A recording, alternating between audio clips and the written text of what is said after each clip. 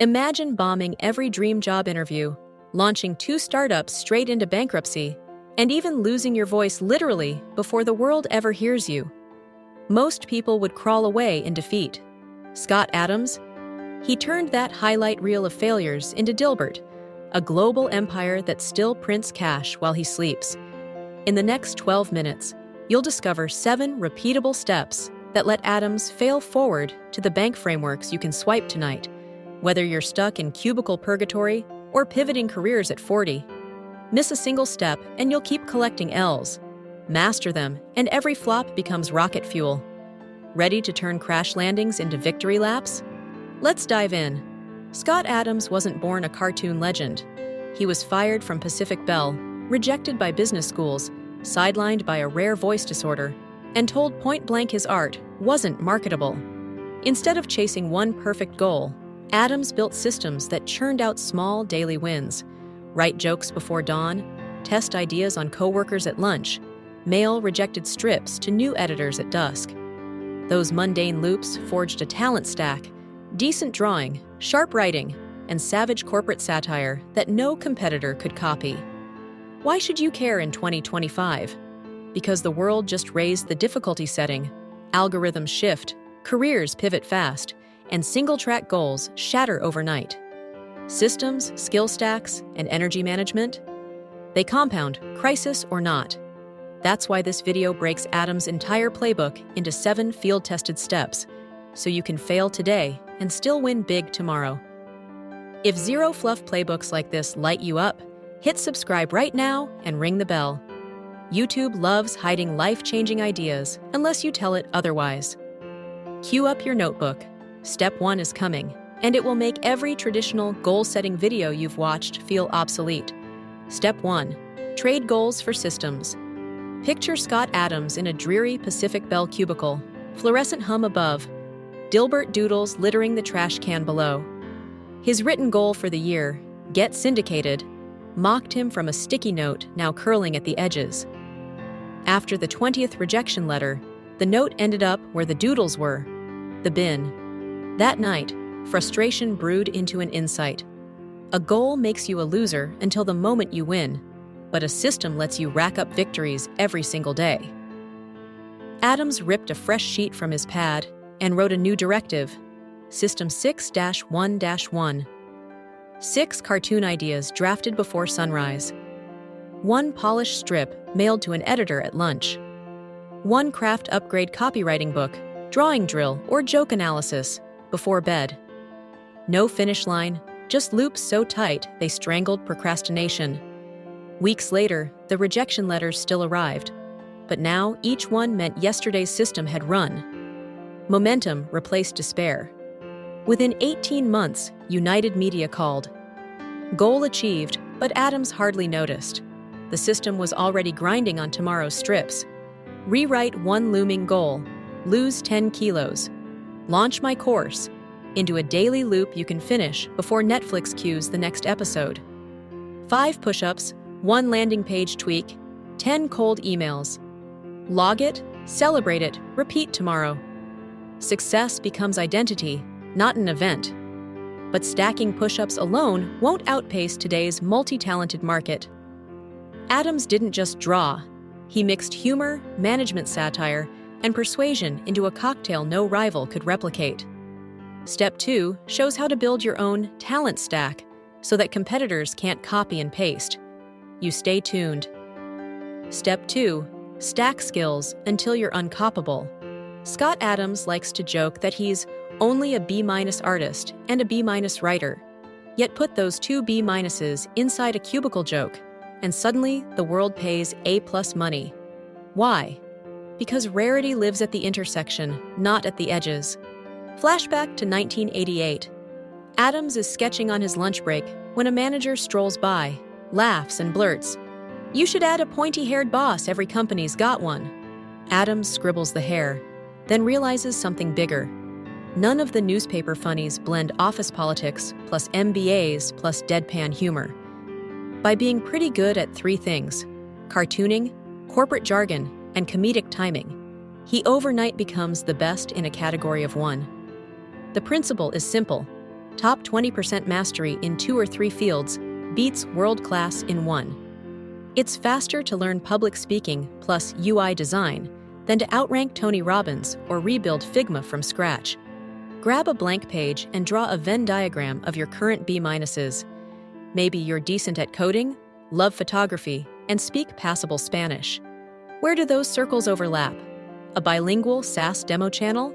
A photo editing app for Spanish-speaking creators?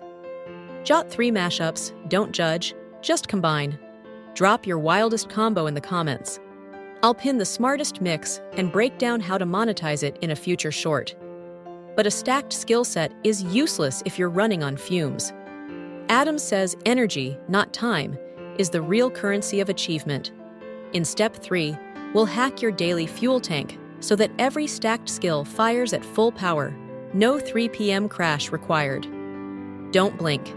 Step 3, fuel, don't schedule, master your energy. By the mid-90s, Dilbert was syndicated in hundreds of papers, yet Scott Adams still rose at 4:30 a.m. The reason wasn't hustle porn, it was biology. He'd learned that his creative neurons fired like fireworks at dawn and fizzled by noon, no matter how many hours were left on the clock. So instead of managing time, he managed energy. Hardest mental work first, meetings and email when the tank ran low, exercise when his mind needed a recharge. One morning, he broke routine, slept in, sketched at 2 p.m., and produced a strip so flat he mailed it to his editor with a note. Run this only if you hate laughter. The episode never saw print, and Adams doubled down on his early bird system. Here's his 3-part energy protocol you can steal. 1. Formula meals, same protein-heavy breakfast daily to skip decision fatigue and avoid sugar crashes. 2. Light daily exercise, 30-minute walk or quick weights, not heroic marathons that nuke tomorrow's focus. 3. Caffeine timing, delay coffee 90 minutes after waking so natural cortisol peaks first, resulting in a bigger, smoother lift. For the next 7 days, log your energy on a 1 to 10 scale every 2 hours. Patterns appear fast? Protect the 8 to 10 slots for deep work, and reserve the 3 to 5 slots for shallow tasks or workouts. Post your highest energy window in the comments.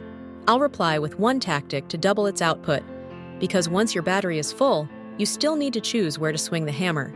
Step 4 reveals Adams's odds-based decision filter, so you stop chasing passion projects that can't pay and start betting where success is stacked in your favor. Step 4. Bet where the odds are already tilted. Picture 2 fresh opportunities on Scott Adams' desk in 1991. Door A. Open a gourmet bagel shop in San Francisco. Big rent, trendy buzz, brutal margins. Door B. Start a free fax newsletter poking fun at corporate life, then syndicate the best strips.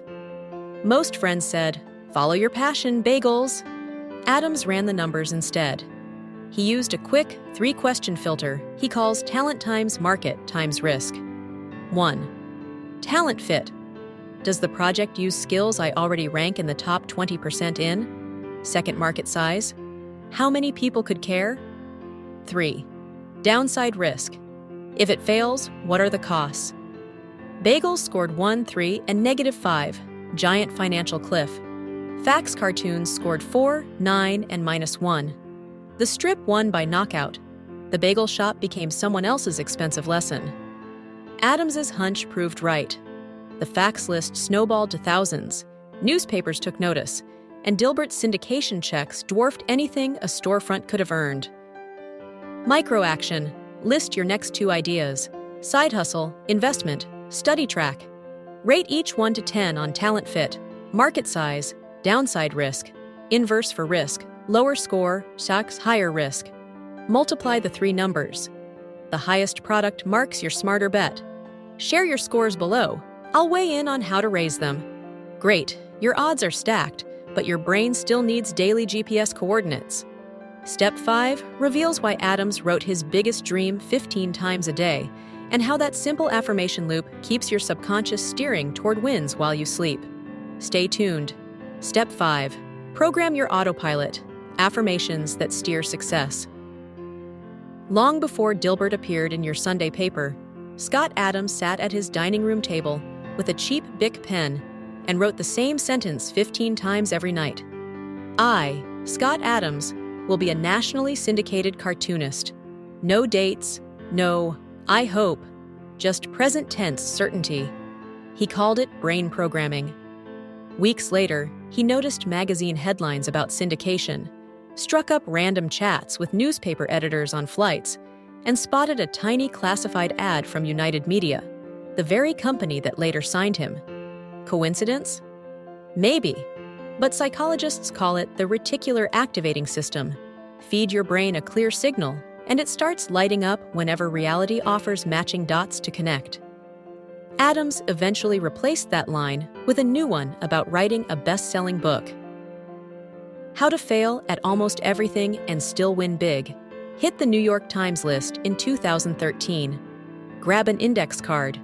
Write your most audacious but specific outcome in the present tense 15 times right before bed for the next 30 days. Don't tweet it. Don't debate it. Just let the repetition turn your subconscious into a radar dish. Drop it in the comments if you're in for the 30-day test. I'll shout out the first person who reports a wild coincidence. Affirmations tune the compass, but they don't guarantee happiness if the rest of your life is wobbling. Step 6 uncovers Adams' simple equation of health, freedom, money, and social life that keeps the wins feeling like wins. Step 6. Balance the equation. Keep wins feeling like wins. In 2005, fresh off another book advance, Scott Adams should have been floating. Instead, he woke up unable to speak, his throat seized by spasmodic dysphonia. Money was fine, freedom intact, social life buzzing, but one pillar of health had crumbled, and his happiness equation collapsed with it. Adams later mapped satisfaction to 4 load-bearing columns. Pillar what it buys. Health energy, mood, longevity, freedom control of schedule and environment, money buffer against chaos, social love, status, and collaboration. Keep 2 steady, he writes, and life is livable. Secure 3 or 4 and you're thriving. When his voice returned after months of vocal therapy, the equation rebalanced, and work felt joyful again, not obligatory. Rate each pillar 1 to 10 right now. Whichever scores lowest becomes tomorrow's system.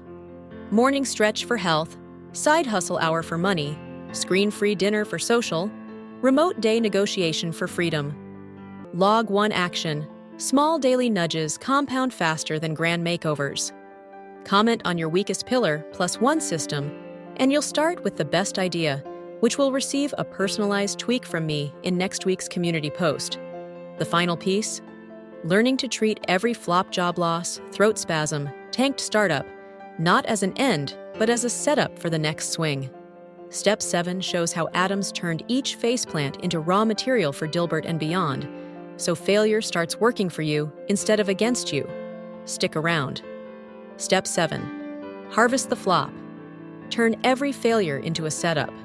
When Pacific Bell slid a pink slip across Scott Adams' cubicle in '88, he walked to the parking lot clutching a cardboard box, and one ugly thought career over. On the drive home, a second thought elbowed in. This is perfect research. The office politics, the jargon, the broken processes, every frustration had just become free material. 2 weeks later, the manure of that layoff fertilized the very first Dilbert strips. Adams treats every bust the same way. 1. Label the failure. Name it fast. Own it publicly. Bagel-shop failed location mistake. 2. Extract the lesson. What new data or skill did the flop hand you? 3. Recycle into next bet. Feed that data into your system or talent stack. The pattern reframes loss as tuition, not tragedy.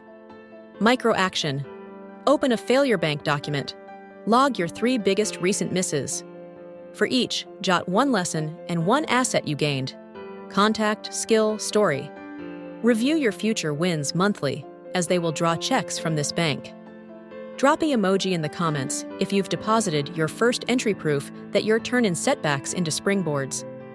In the next 60 seconds, I'll reveal the weirdest affirmation Adams ever wrote and how it delivered a six-figure windfall.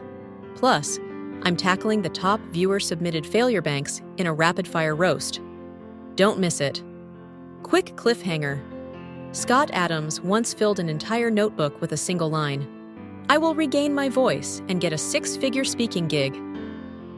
6 months later, after experimental therapy, he was back on stage, and a conference cut him a check that matched the mantra. Want the backstory and the exact wording trick he used? Comment below with the wildest affirmation you're willing to test for 30 days. I'll feature the 3 boldest lines and reveal Adam's full notebook page in next week's mini-episode.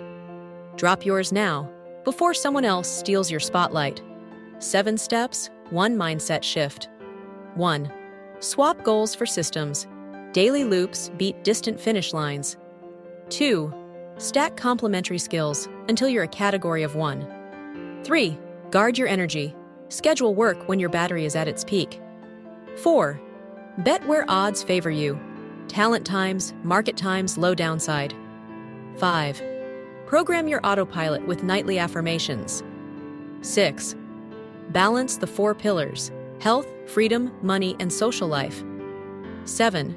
Bank every failure as research for the next swing. Tonight's challenge: rewrite 1 goal into a system, record your energy peaks, and start your failure bank doc. Screenshot any win, tag me, and I'll shout you out. Subscribe and ring the bell so the algorithm doesn't hide next week's affirmation reveal and failure bank roast. Smash like if you're done letting setbacks call the shots. For a tactical deep dive on building tiny, compounding habits that fit perfectly with Adam's system mindset, grab James Clear's Atomic Habits, arguably the modern field manual for turning micro actions into macro wins.